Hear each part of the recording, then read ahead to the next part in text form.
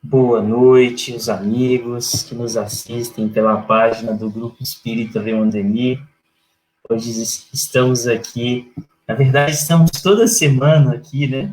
Na página do Grupo Espírita Leon Denis, às terças-feiras, às 18h30, lá no quadro Emmanuel Entre Amigos. A gente já faz uma live fazendo propaganda da outra, né, Gustavo? É tanta live que daqui a pouco a gente vai até se confundir, né? Mas eu gostaria de Hoje faremos uma reflexão conjunta. Para quem acompanha aí os trabalhos da página do GELD, já está até habituado com esse tipo de quadro em que a gente faz aí esses diálogos. Nas terças-feiras a gente pega mensagens aleatórias do Emmanuel para puxar essa reflexão assim mais tranquila, né, assim, despretensiosa, diríamos.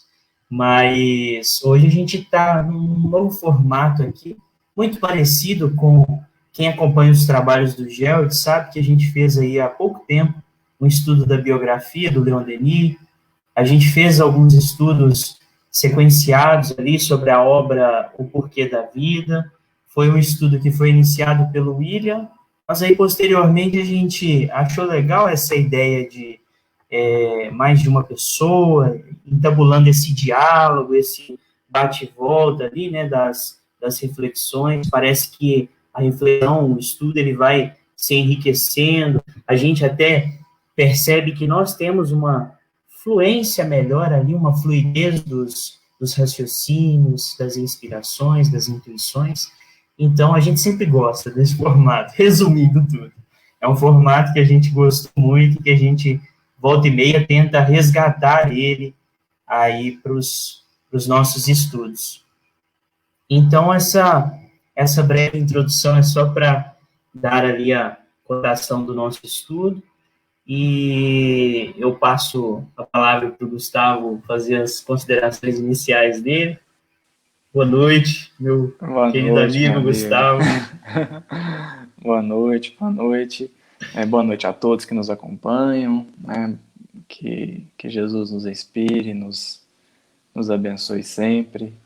Que hoje possa. Eu sempre penso assim, né? Quando eu vou iniciar um estudo, ou uma palestra, enfim, do jeito que quiser chamar, eu sempre penso assim, né? Que as palavras possam ser melhores que o silêncio, né? Porque se não for ajudar, que pelo menos não atrapalhe. Mas hoje a temática que a gente começou a discutir, né? Fala, pega Leon Denis, pega Emmanuel, eu falei assim, vamos para Humberto Campos. E Humberto Campos, nesse livro Boa Nova, esse livro marca, né? Principalmente a nós dois, né, Tarso? Por uma série de motivos. Mas esse livro ele é muito especial. O William, quando o William foi me falar do livro Boa Nova, ele falou assim: um dos maiores arrependimentos que eu tenho é ter levado muitos anos para ler o Boa Nova. Aí eu falei assim: então deixa eu apressar o passo aqui, né? E aí realmente é um livro magnífico. Ele é bom desde o sumário, porque os títulos dos capítulos são incríveis, né? E o prefácio, logo então, é mais uma aula, né? Que Humberto Campos nos dá. E, enfim, aqui nós vamos pegar uns trechos só, vamos seguir a partir de uma certa parte, ou destacar alguns trechos do prefácio, porque é muito extenso, né? É um texto assim, muito longo, então a gente pega umas partes para poder ir comentando. E eu entendo que esse prefácio do Humberto Campos, no livro Boa Nova, na Escola do Evangelho, ele está justificando toda a obra do Humberto, toda a obra dele. Todas. Tudo que ele escreveu. Porque às vezes a gente olha para Humberto de Campos e esquece que ele é um cronista, que ele é um literato. E a gente espera do Humberto de Campos coisas que não é de um cronista e não é de um literato. Né? Mas aqui no prefácio, para mim, ele justificou a obra inteira. Não só o Boa Nova, mas tudo, né? Imagino que ele já sabia de antemão as várias críticas, né, que se seguiriam às obras dele. Então, aqui, esse prefácio, para mim, é uma aula de humildade, de, de competência, de responsabilidade, e que tem esse intuito também de nos dizer qual é a intenção do Humberto de Campos. Então eu vou destacar alguns trechos, Tássio, e aí a gente vai conversando aqui, né? Eu queria começar até pela parte que eu publiquei hoje, né? Esse costume de publicar algumas mensagens que a gente lê e publica pela manhã. Ontem, quando eu estava lendo esse prefácio, eu falei assim, não, essa frase aqui é sensacional, né? Que já é mais no meio do prefácio, mais pro meio, do meio para o fim. E Humberto Campos diz assim: hoje não mais cogito de crer, porque sei. E aquele mestre de Nazaré polariza igualmente as minhas esperanças. Essa frase do Humberto de Campos, ela nos remete a uma questão do livro O Consolador, que é um livro até bastante polêmico do Emmanuel, Psicografia do Chico, um dos primeiros livros que o Chico recebeu do Emmanuel, que são perguntas e respostas, né? Perguntas que um grupo organizou para fazer ao benfeitor Emmanuel, e através da psicografia do Chico, o benfeitor foi respondendo. E na questão 354, eles perguntam assim: poder-se-á definir o que é ter fé? Por que eu estou pegando essa pergunta aqui? Porque quando a gente diz assim, quando Humberto de Campos diz assim, hoje não mais cogito de crer, porque sei, talvez a gente entenda que aqui seja um processo puramente intelectual. Né? Assim, eu não mais creio, porque eu sei. Aí fica parecendo que é algo do raciocínio. É algo assim, aí você fala, Deus é a inteligência suprema, então é inteligência, é raciocínio, é lógica, é matemática, é coisa da cabeça, é cérebro, né? É cerebral. E aí nessa pergunta 354, poder-se-á definir o que é ter fé? O Emmanuel diz assim: ter fé é guardar no coração a luminosa certeza. Então, não é crença, é certeza. A luminosa certeza em Deus.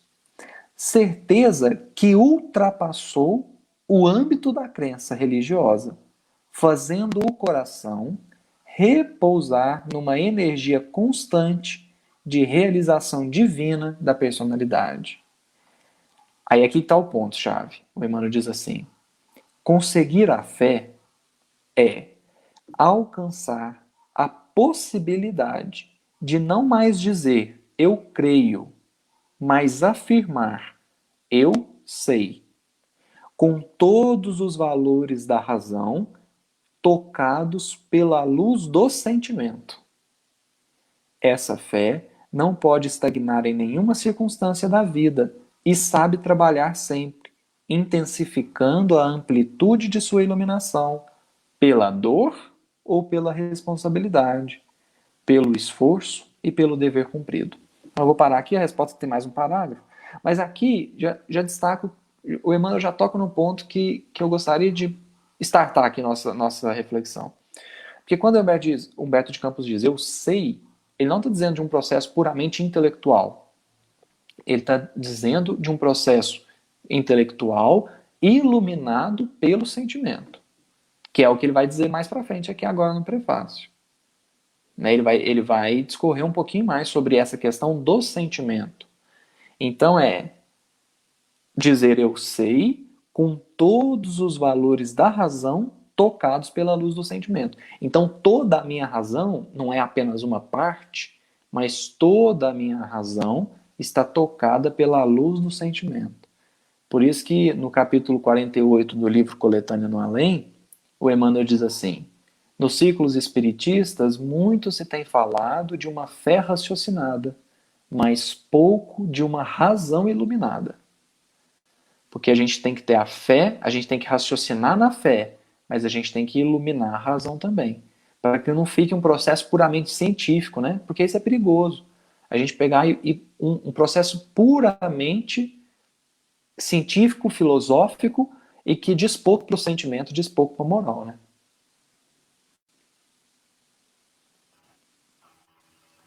Eu quase achei que você ia comentar sobre o prefácio do Brasil, Coração do Mundo, Pátria do Evangelho. Manda bala aí. Porque quando você iniciou a fala, Gustavo, Você lembrou o que Emmanuel nos lembra sobre o próprio Humberto de Campos lá no prefácio, de que Humberto de Campos não é um historiador, né, ele não faz historiografia. O intento dele nessas psicografias é o de nos trazer esses relatos bem ao seu próprio estilo ali de cronista, de literato, com todo ali o seu poder, como Emmanuel vai dizer no prefácio do Brasil, Coração do Mundo, de que ele tem esse vínculo com a nossa pátria, né, esse vínculo com o Brasil.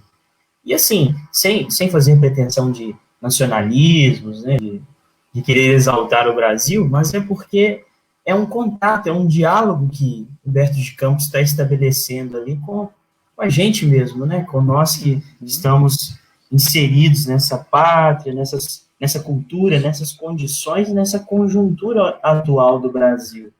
E do Brasil, vamos colocar, espiritista cristão, né, em que nós tentamos aí aprofundar dentro dessa fé, essa fé que se diz fé raciocinada, e como você muito bem colocou, quando Kardec vai perguntar ali no Livro dos Espíritos, primeiro perguntando sobre Deus, ele obtém de que é a inteligência suprema, a causa primeira de todas as coisas.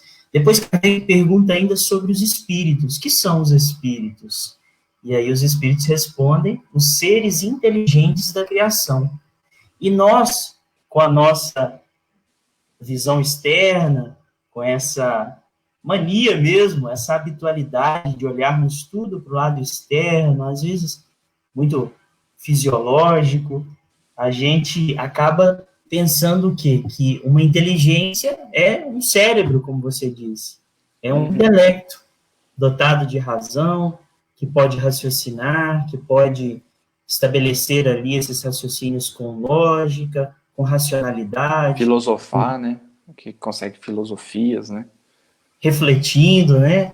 Esses pensamentos ideológicos, ideologias.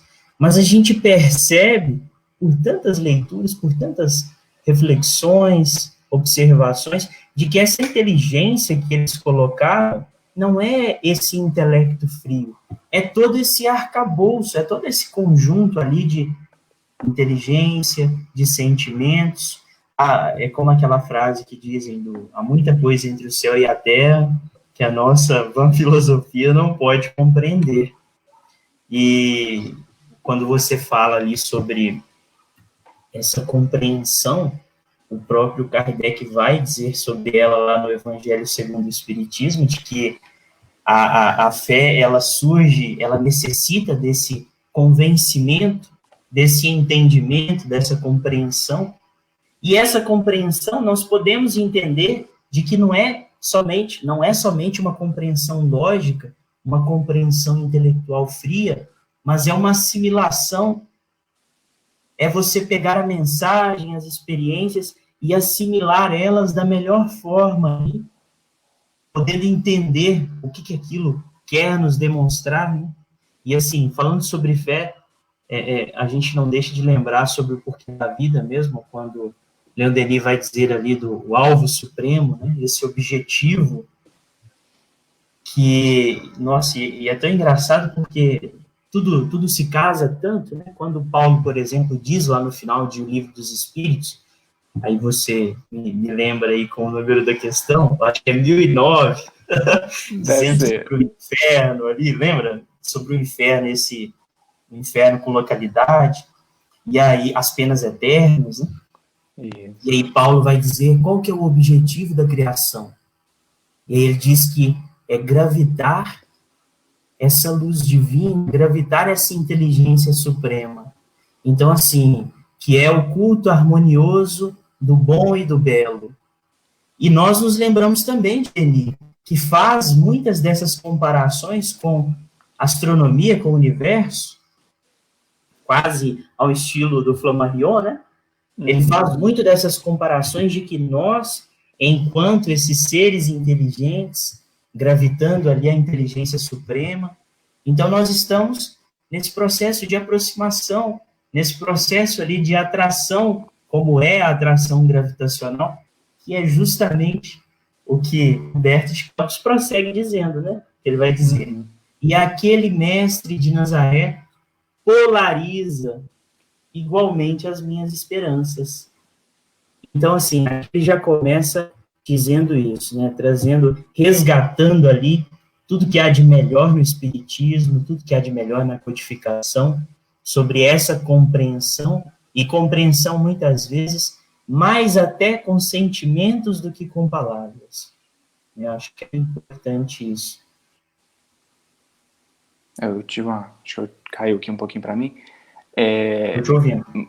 Tá me ouvindo agora? Então, eu não sei se... Eu não te ouvi o finalzinho, você... Tá, tranquilo. Eu concluí só que é essa compreensão mesmo dos sentimentos, né? E assim, eu vou aproveitar então que a palavra voltou para mim. Eu me lembro do Paulo, né? Paulo, no primeiro capítulo lá da primeira epístola aos Coríntios, ele vai dizer aquilo que comentamos hoje, comentamos já há algum tempo, que ele está fazendo aquela comparação até de idolatria mesmo, né?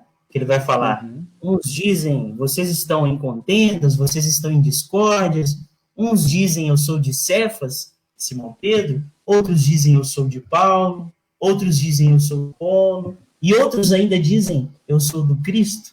E aí, acaso está o Cristo dividido? E ele conclui essa reflexão da forma mais bela possível, né? Quando ele diz, porque o Cristo, graças a Deus, o Cristo não me chamou para batizar, ou seja, ele não me chamou para converter, para fazer prosélitos, mas ele me ensinou para evangelizar, e não com sabedoria de palavras, para que a cruz do Cristo não se faça vã. Olha que bonito. Olha Porque se fosse por né? palavras, né? Porque se fosse por palavras, Jesus não precisava da cruz, né? Se bastasse palavras, porque ele disse tudo, né? Jesus já tinha dito tudo. Assim, acho que, na verdade, eu acho que ele tinha muito mais para dizer, né? Mas a gente crucificou ele antes. Mas assim, ele tinha dito coisas, assim, como o Gandhi fala, né? Se sobrasse só o Sermão do Monte, se rasgasse todos os livros, queimassem todos os livros e sobrasse só o Sermão do Monte, a humanidade não teria o que se queixar, né? A humanidade estaria salva do mesmo jeito. Então, assim, se fosse apenas sabedoria de palavras, né? Aí tava fácil, aí Jesus já tinha feito tudo, né? Mas ele foi para a cruz, porque a gente precisa falar e testemunhar. Mas você citou uma coisa aí, antes da gente avançar aqui no prefácio, que eu queria trazer um pouco aqui, dentro daqueles conceitos da resposta do Emmanuel, né, todos os aspectos da razão iluminados pela luz do sentimento, porque eu acho essa pergunta do Livro dos Espíritos, a primeira, né, que é Deus, muito interessante. Toda vez que eu olho para ela, me vem uma coisa nova, assim. Aí outro dia eu estava lendo a questão, e lá, então lá escrito, né, o que é Deus. Aí está assim, Deus é a inteligência suprema, causa primária, causa primeira de todas as coisas. E o Deus é a inteligência suprema é desconcertante. Porque se a gente sair perguntando na rua hoje, fazer uma enquete, Deus é o quê? E a gente colocar umas opções, colocar assim, inteligência suprema, Deus é o Pai, ou se a gente colocar assim, Deus é amor. Até espírita vai marcar amor, né? Apesar de estar escrito lá que Deus é a inteligência suprema. Lá na primeira questão não está escrito que Deus é amor.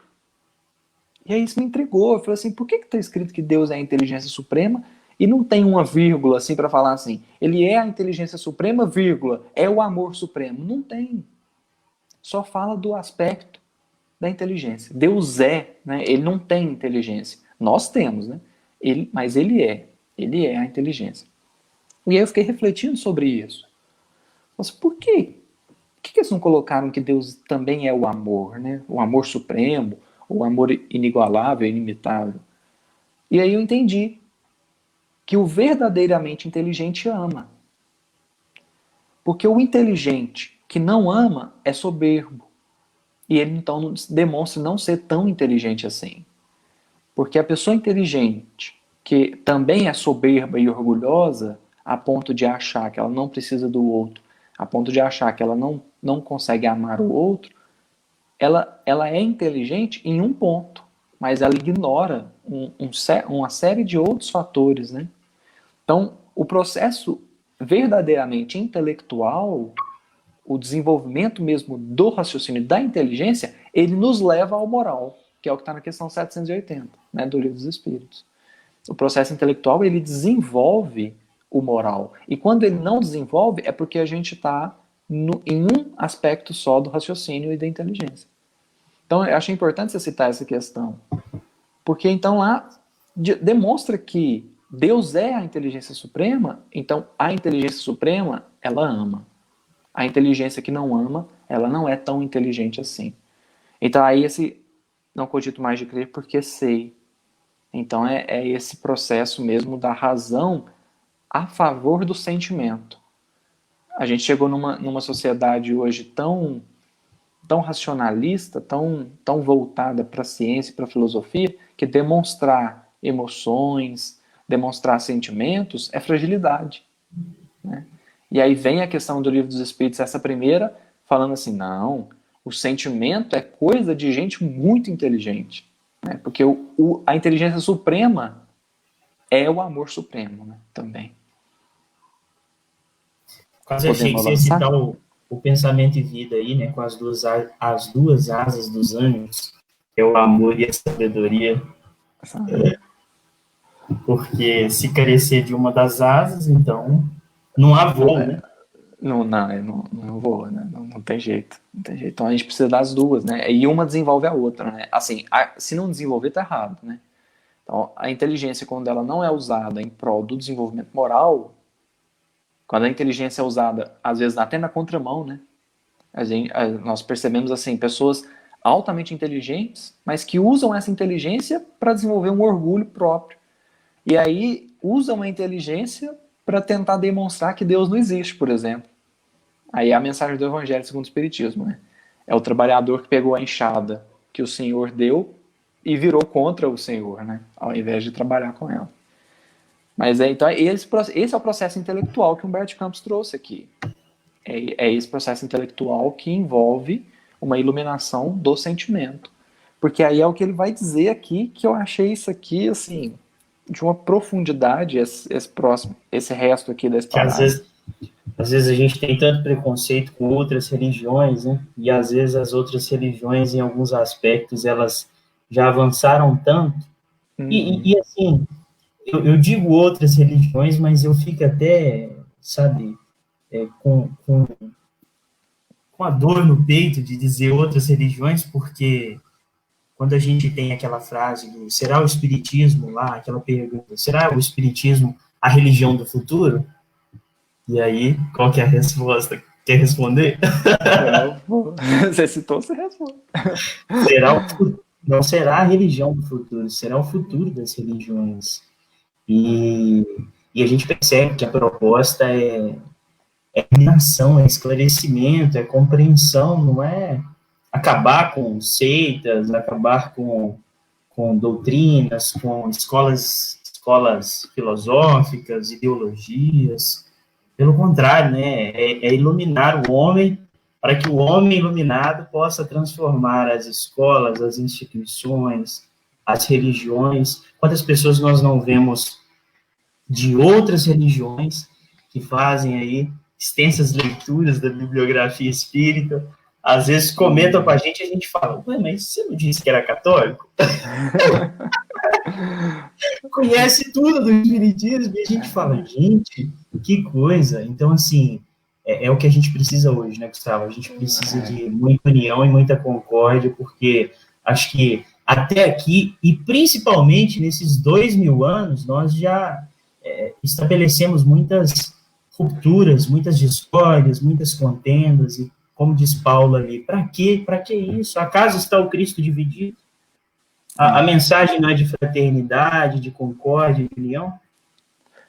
É por isso que eu falo assim, às vezes a gente entra nesse processo intelectual, puramente intelectual, e às vezes a gente olha para Kardec e vê no Kardec só o intelecto, né?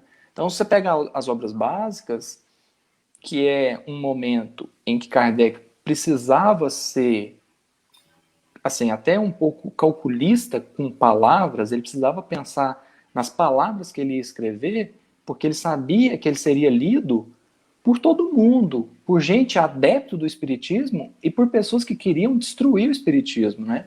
Então ali ele precisava ser mais metódico e tudo mais. Mas aí eu sempre falo assim, né? O livro Viagem Espírita de 1862, ele descortina o Kardec. Ele abre um novo Kardec, porque aí a gente vê um Kardec preocupado com as pessoas, como ele fala depois na Revista Espírita também, né? Ele vai visitar o pessoal de Lyon e ele está preocupado que as pessoas vão preparar lanche e vai gerar custo, e ele não quer, né? Então, assim, a gente vê... Kardec, em 1862, é Paulo voltando para Corinto. Exatamente. Exatamente. Não é? Mas aí, depois de ter passado lá pela Grécia, aquilo que comentamos outro dia, ter tido aquela frustração de gente, espíritos extremamente inteligentes ali na Grécia, como que em Atenas, a cidade ali, que é o cérebro do mundo, eles não conseguiam entender ideias simples de fraternidade? Pois é. E aí, lá no Viagem Espírita de 1862, a gente vê o Kardec falando que na Sociedade Espírita de Paris, ele aceitava católicos, judeus, muçulmanos, porque não tinha esse preconceito de religião, né? Assim, a pessoa tinha uma crença dela, mas ela estava se interessando pela filosofia espiritualista, do espiritismo, né? A filosofia que o espiritismo trouxe, que o Denis chama de espiritualismo moderno, né? Então, assim, e aí a gente vê que o Kardec estava sempre em contato com as pessoas, né? Independente da religião, independente do credo, porque isso não importa, né? Mas aí, enfim, para a gente pensar, né? Porque a gente às vezes pensa que nós temos a verdade completa, né? A verdade está com a gente e o outro, coitado, ele ainda não tem a verdade que a gente tem, né? E a gente esquece Acho que a gente tem que ler a parábola do bom samaritano mais vezes. Mas, enfim. Posso avançar no prefácio? Você quer? Eu fiz essa investigação, essa indução para você já puxar Eu vou puxar. a lembrança dele. A lembrança. Isso aqui, eu vou ler até o final desse parágrafo, porque assim, isso aqui é fenomenal. Ele diz assim: lembro-me de que um dia, palestrando com alguns amigos protestantes, notei que classificavam a Jesus como rocha dos séculos. Sorri e passei, como os pretensos espíritos fortes de nossa época aí no mundo. Hoje, porém, já não posso sorrir nem passar. Sinto, aí aqui que é o importante, sinto, ele não é intelecto, né? É sentir. Sinto a rocha milenária, luminosa e sublime, que nos sustenta o coração atolado no pântano de misérias seculares. E aqui estou para lhe prestar o meu preito de reconhecimento, com estas páginas simples, cooperando com os que trabalham devotadamente na sua causa divina de luz e redenção. Eu não tenho nem palavra para descrever isso aqui. É muito bonito, né? Porque a gente vê assim, os ateus, às vezes eles têm uma pretensa força, né? Então, assim, a pessoa diz, eu não acredito em Deus, como se diz assim, eu não preciso dessa fé, eu não preciso desse apoio que você precisa. Essa coisa aí que você usa, que você se apega em Deus, em espírito, para se manter de pé, eu não preciso disso. Eu estou consciente da verdade, da realidade da vida. A vida não importa, a vida é só a vida animal, né? Só a vida corporal. E aí a gente vê que a pessoa se sente assim forte, né? A pessoa se sente assim, eu não preciso de Deus, né? A pessoa se sente forte, é o que Humberto Campos diz aqui, né? Sorri e passei, como os pretensos espíritos fortes de nossa época aí no mundo. Hoje, porém, Já não posso sorrir nem passar. Sinto a rocha milenária, luminosa e sublime, que nos sustenta o coração. Então, é isso, né? É esse processo de você sentir Jesus. A gente comentava isso hoje, né, Tarso? Assim, é o processo de você interiorizar o Cristo.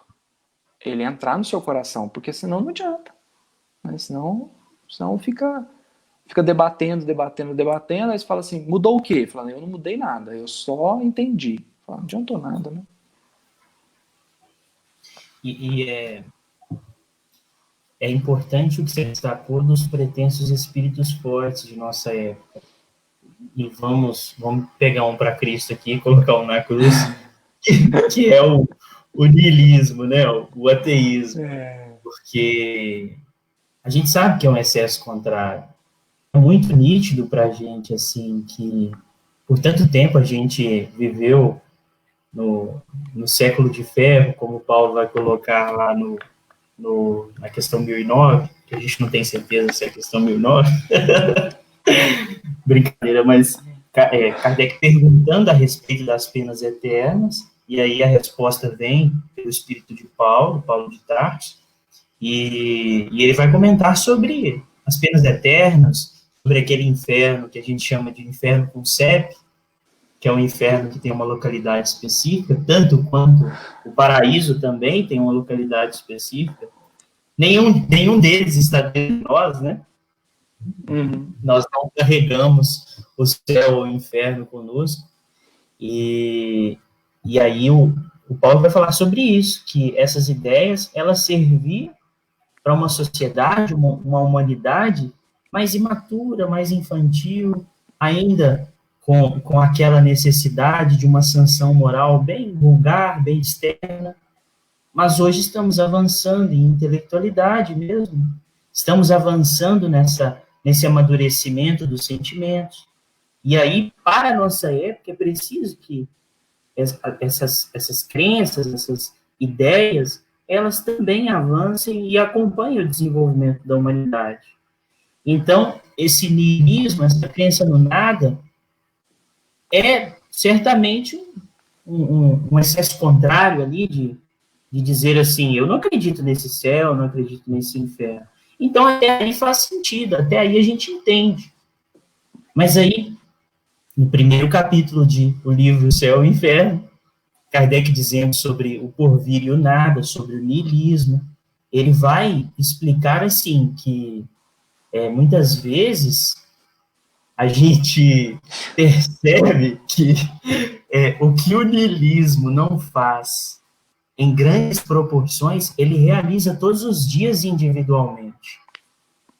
Porque, primeiro, vamos colocar aqui, já imaginaram tudo que a gente vê na natureza, toda essa perfeição aí da natureza que até nos regula quando nós exageramos, do meio ambiente, da nossa biologia, do nosso biótipo ali, dessa homeostase da saúde. Então, assim, pensem em tudo que é possível na natureza, pensem no universo, como Leon Denis vai iniciar ali o livro Grande Enigma, que a gente observa o universo e está tudo em ordem. Os astros, eles viajam a milhares, milhões de quilômetros por hora e silenciosos, harmoniosos. E a Terra, esse canteiro, esse reduto aqui, né, esse canteiro pequenininho diante desses astros, diante do universo, ela caminha em desordem, e aí o homem olha, diz, não, se a Terra está em desordem, quer dizer que não existe ordem no universo.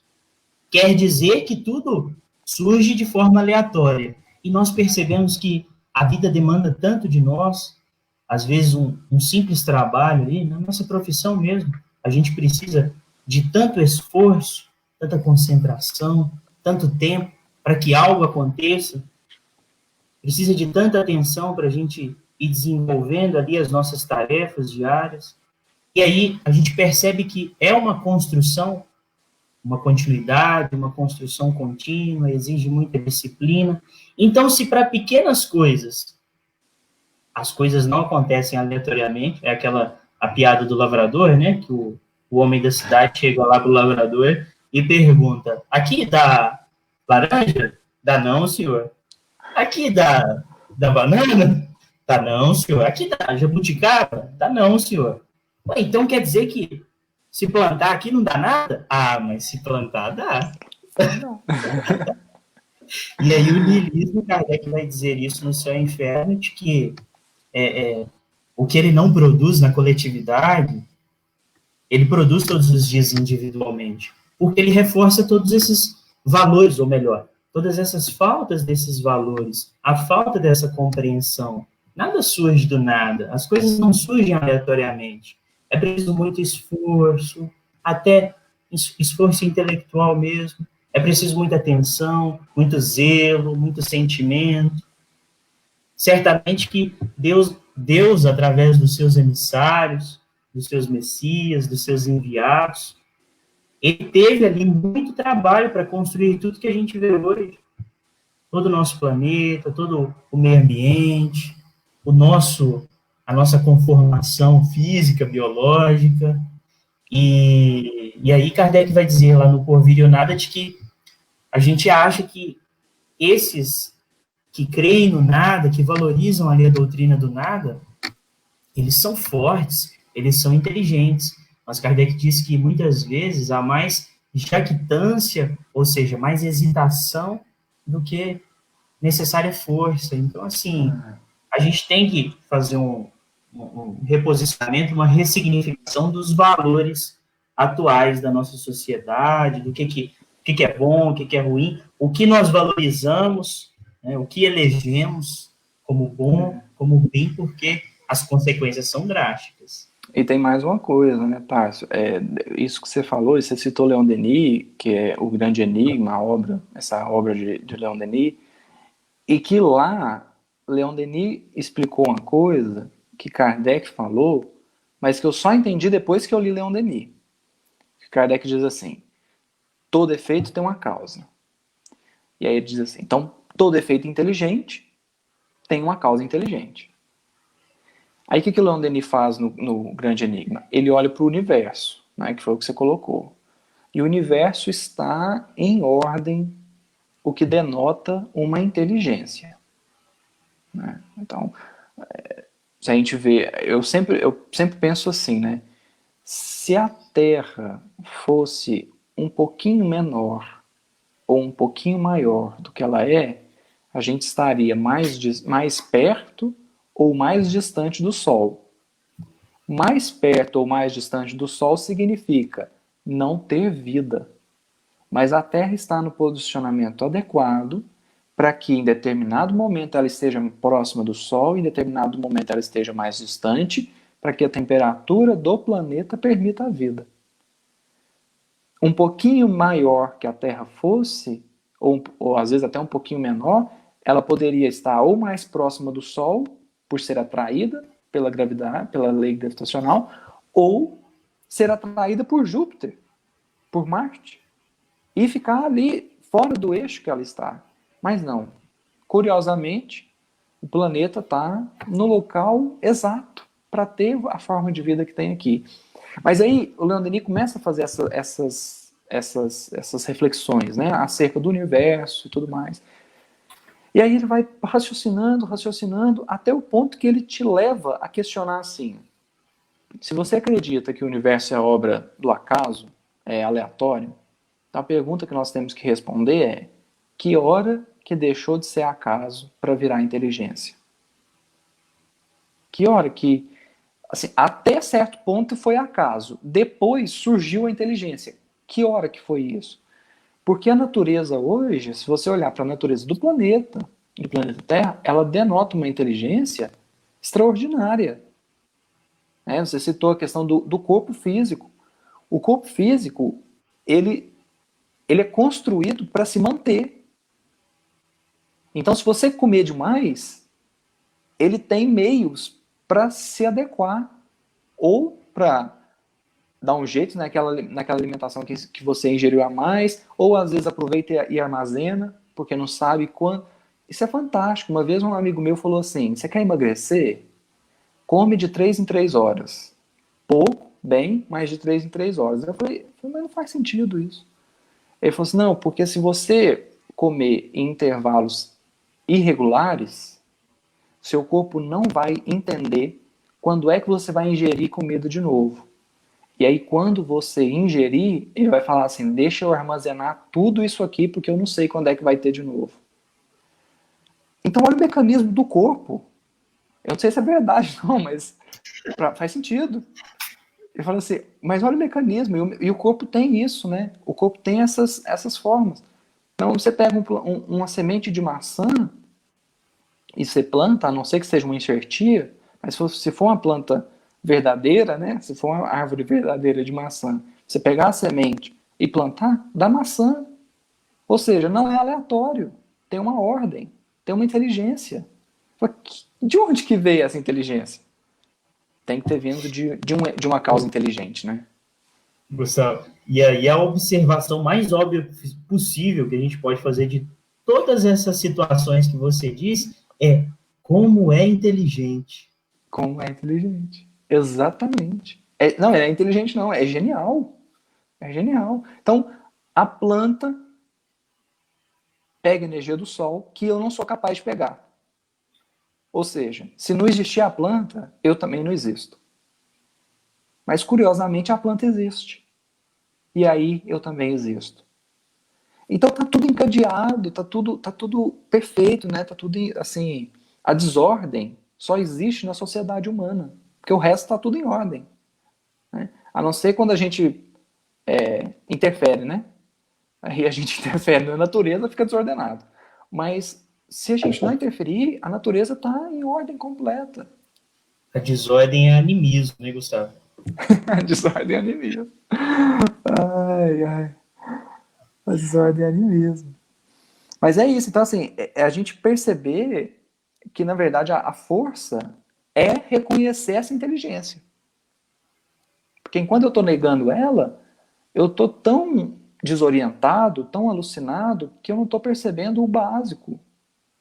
Que o acaso não pode ter gerado a inteligência. É isso que Leon Denis fala, né? E eu achei isso fantástico. O acaso não pode ter gerado a inteligência. Se o início é um acaso, os desdobramentos são acasos. E se os desdobramentos são acasos, como é que você explica essa ordem da natureza? Perfeita, perfeita. Não tem um inseto que existe à toa. Esse aqui você pode eliminar. Não pode. Então está tendo as queimadas no Pantanal, o pessoal está com medo. Por quê? Porque está queimando inseto. E se tirar os insetos, tira a abelha, né? Tira a abelha. Vamos acabar com as abelhas. É uma desordem. Até o pernilongo, né? Você fala o pernilongo, que é terrível, mas ele tem a importância dele, né? Então, tá tudo em ordem, tá tudo encaixado, né? E aí que a gente começa a entender que o processo do raciocínio que o Leon Denis nos ajuda a conduzir, ele nos leva ao moral. E aí é esse verdadeiro processo intelectual, né?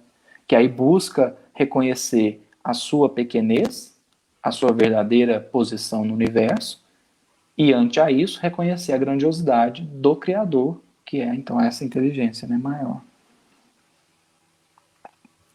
Podemos... Como é que estamos de tempo? Podemos seguir aqui? Como é que... Você quer destacar alguma coisa, o prefácio? Não sei, eu tô lendo aqui sem parar. Não, eu queria só acrescentar nessa sua fala, como você disse do Pantanal, porque um pensamento que me veio à mente é de que a natureza, o meio ambiente, a natureza acho que resume bem o conceito que a gente quer trazer aqui. É como se fosse um relógio. O relógio ali não é feito de pequenas engrenagens. Então, se a gente tira uma engrenagem, será que o relógio funciona? Talvez funcione, mas será que ele funciona bem feito? Melhor, ele funciona ali com todas as funções que ele nos entregaria se tivessem todas as engrenagens? Então, assim, é um questionamento muito básico que a gente... No relógio fica fácil de entender. Então, por que na natureza não é? E eu vou pedir sua permissão aqui para eu puxar uma outra frase do prefácio. Manda bala. Deixa eu só falar uma coisa então. Esse exemplo do relógio é bom, que é o que eu não sei se é Leon Denis ou Kardec que usa, porque ele fala assim, se você olhar para o relógio, você vê o cuidado, né? Todas as peças no lugar certinho, para medir o tempo certo, né? Porque o relógio, 1 segundo tem que ser 1 segundo. Se 1 segundo não for 1 segundo, se 1 segundo daquele relógio não for ou 1 segundo que está convencionado, ele está errado. Então ele tem que estar todo certinho ali e tal. Então, se você olha o relógio, por mais que você não conheça o relojoeiro que fez o relógio, você fala assim, tem um relojoeiro. Tem alguém E que dos fez esse bons. relógio e dos bons. Tem um cara que se dedicou, tem uma pessoa que se dedicou a fazer esse relógio. Embora você não veja, mas por causa da obra, você reconhece o obreiro, né, o criador. Então, é mais ou menos esse raciocínio que eles pegam para. Então, vamos olhar a natureza. A natureza é o relógio. A natureza é um relógio, com todas as peças no seu devido lugar. Falar, embora eu não tenha visto ainda, porque eu estou obscurecido pela matéria, mas embora eu não tenha visto o Criador, esse relógio perfeito, né, entre aspas, que a natureza denota a perfeição do Criador. Né? Manda bala, tá? O trecho que eu quero puxar é muito do que a gente está falando mesmo, porque a gente olha para o Evangelho, a gente olha para a codificação, para a bibliografia espírita, e a gente percebe uma obra, né, muito bem feita, muito bem organizada.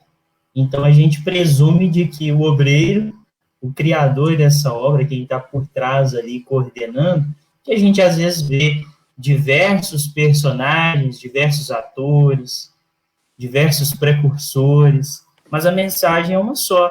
Ela tem uma lógica, uma universalidade, como é o conceito que Kardec traz para a gente. Então, a gente acaba, assim, se concentrando nessa fonte. Uma fonte que, para a gente, assim, é muito pura, uma fonte que traz essa sensação de saciedade ali, porque muitas das nossas dúvidas que a gente, assim, é comum muita gente dizer assim, nossa, eu sempre tive tantas dúvidas com relação a alguns temas, e aí parece que cada vez que eu leio o livro dos Espíritos, eu mato a dúvida, sabe? Eu falo, gente, como que pode uma coisa assim, que faz tanto sentido, que agrada tanto o raciocínio, a lógica, o sentimento, como que pode? Então, assim, a gente não deixa de consultar os livros, consultar essa bibliografia, essa obra, às vezes a obra nos retratando exemplificações, e através delas, a gente aprendendo e tentando ali emular, tentando dar essa exemplificação de nossa parte, e aí o finalzinho do prefácio de Humberto de Campos, eu acho que ele teria que ser lido com uma frase que está lá no segundo parágrafo, que fala assim: alguns perguntarão com certeza se fui promovido a ministro evangélico. E aí ele começa dizendo isso e finaliza dizendo assim: e é só, como se vê, não faço referências aos clássicos da literatura antiga ou contemporânea. Cito Marcos e João. É que existem espíritos esclarecidos e espíritos evangelizados. E eu agora peço a Deus que abençoe a minha esperança de pertencer ao número destes últimos. Então, se a mensagem, ela como você diz, ela fala tanto ao intelecto quanto ao coração, né? Tanto ao cérebro quanto ao coração. Ela fala tanto à lógica quanto ao sentimento. É. E eu acho interessante essa fala dele, né? Espíritos esclarecidos, que é a frase do Emmanuel, lá atrás, né? Do livro Coletânea no Além. Que a gente fala de fé raciocinada, mas não fala de razão iluminada. Que a gente precisa se atentar à questão do sentimento. Até teve uma palestra que eu fiz recentemente, que deu para abordar bem essa questão do sentimento, e trago algo que a gente estudou para falar lá, que por que a gente fala essa questão tanto do sentimento, né? Por que falar tanto assim sentimento. E aqui eu acho bacana ele ter usado a palavra evangelizado, porque tem gente que acha que evangelização é doutrinação, né? É você chegar e falar, você tem que acreditar nisso, porque eu estou falando nisso, né? Não é. E é a diferença que Paulo faz lá na carta aos Coríntios. Exatamente, é a diferença que ele faz lá. E aí, esse evangelizar seria uma purificação do coração mesmo, né? Que é o que Jesus fala lá nas bem-aventuranças, é essa purificação do coração, que é esse evangelizar-se, né? Para evangelizar não em sabedoria de palavras, né? Mas para que a cruz do Cristo não se faça. Essa evangelização é um processo do sentimento, é um processo de iluminação da razão pelo sentimento, não para que tenha uma fé cega, mas para que também não tenha uma razão só no científico, só no filosófico. E por que a gente fala tanto do sentimento, né? Que é a pergunta que nós trabalhamos no outro momento. É que o sentimento é a única coisa que vai nos salvar de nós mesmos. Né? Então, assim, a gente leu o prefácio, eu e o Tarso, a gente já está quase decorando esse prefácio, né, Tarso? Deve estar quase decorando, pelo menos umas partes aqui, mas encarnação que vem a gente vai ter que ler o prefácio tudo de novo. Não vai nascer sabendo o prefácio. Vai ter que ler de novo, se quiser, né? E se for o Livro dos Espíritos, hoje a gente sabe uma ou outra questão de cor. Encarnação que vem vai ter que ler tudo de novo. Vai ter que estudar tudo de novo. Porque o processo intelectual, ele é praticamente apagado com o esquecimento do passado. Processo intelectual, você vem com uma reminiscência, então você vem com uma facilidade de aprendizado, você traz essas inclinações. Então tem gente mais inclinada para matemática, tem gente mais inclinada para a linguagem, tem gente mais inclinada para as artes, para as ciências humanas, mas são tendências. Mas tem que estudar tudo de novo, vai ter que aprender a ler de novo, vai ter que aprender a fazer 1 mais 1 de novo. Porque o processo intelectual, puramente intelectual, ele é quase que apagado com o esquecimento do passado, mas o sentimento não é. O sentimento Sabe não. que você falando sobre memória, eu gosto tanto também das palavras, eu acho que os conceitos, a etimologia, ela explica tanto às vezes, porque mnemosina é aquele esquecimento que eles diziam lá na Grécia Antiga, daquele rio, como Dante Alighieri representa lá na Divina Comédia, que o barqueiro te buscava para você entrar no mundo dos mortos ali, no inferno de Dante, e você bebia daquela água da fonte do esquecimento. E aí eles diziam até, de uma forma totalmente alegórica, mitológica, que você tinha que beber da fonte da lembrança, para não se esquecer. E assim, é interessante essas comparativas, essas metáforas, porque elas falam ali a nossa imaginação e fazem com que a gente vá aprendendo ali as coisas. A própria psicologia hoje, ela tem essa percepção, a gente vai estudar para concursos, e aí tem as mnemônicas. Mnemônicas, já percebeu a palavra.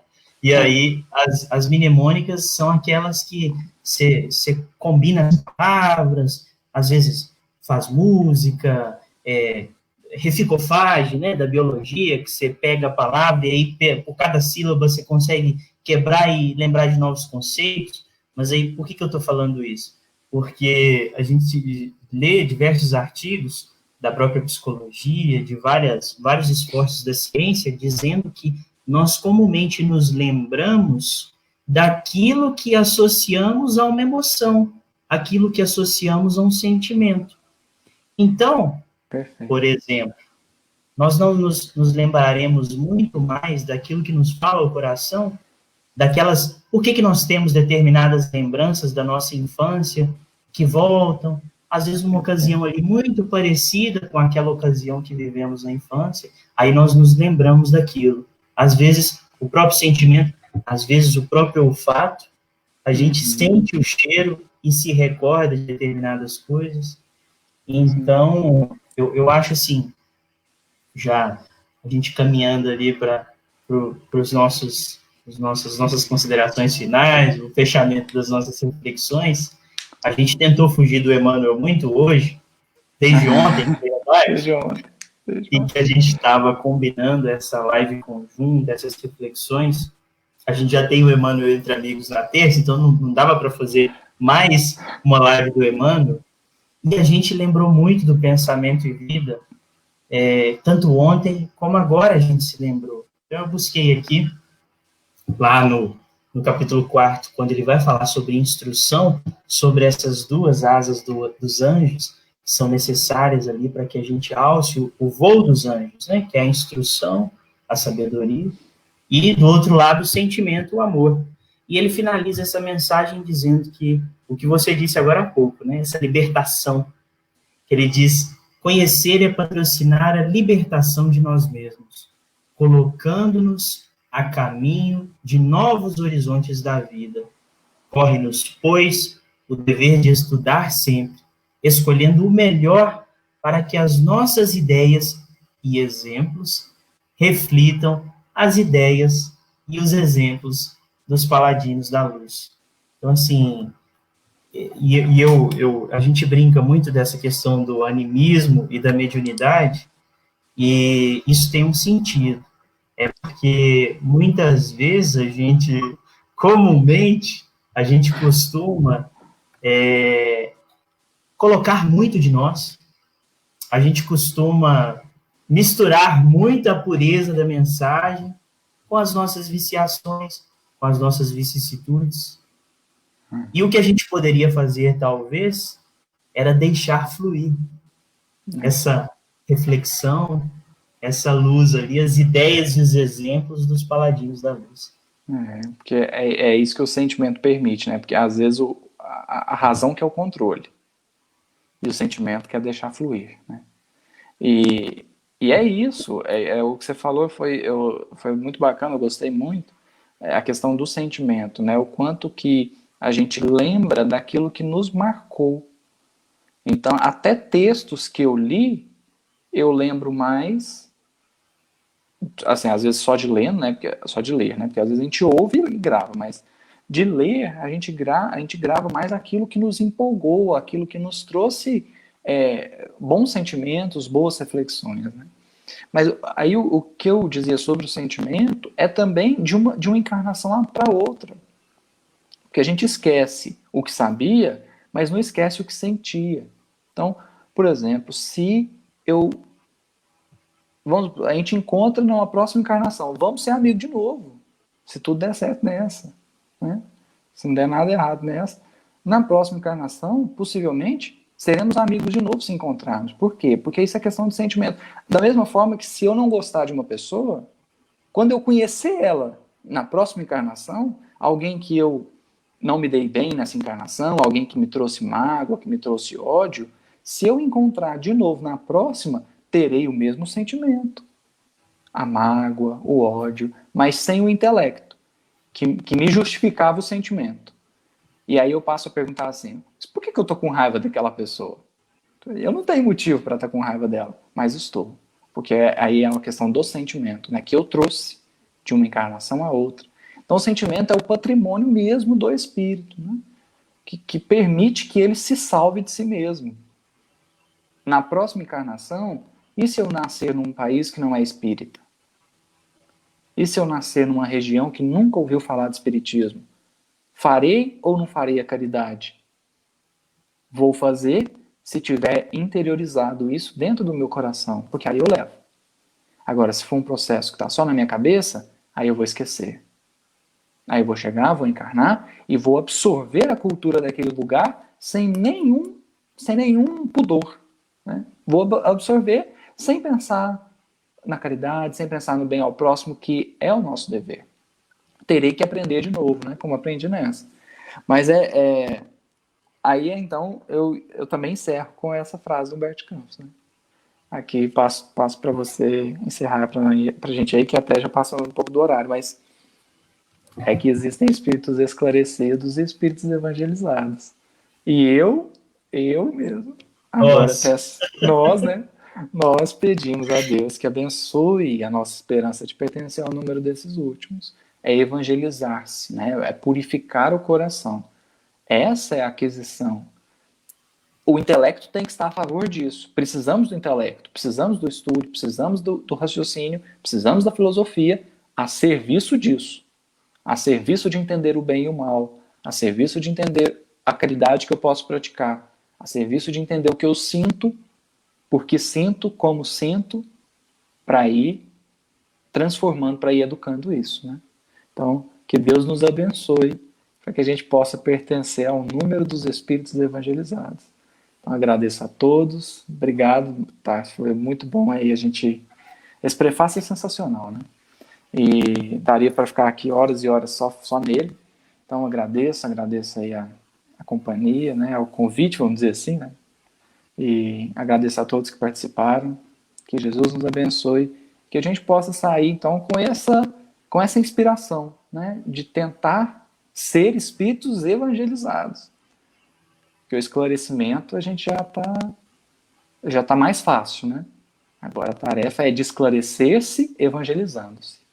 Um grande abraço a todos e até a próxima, se Deus quiser.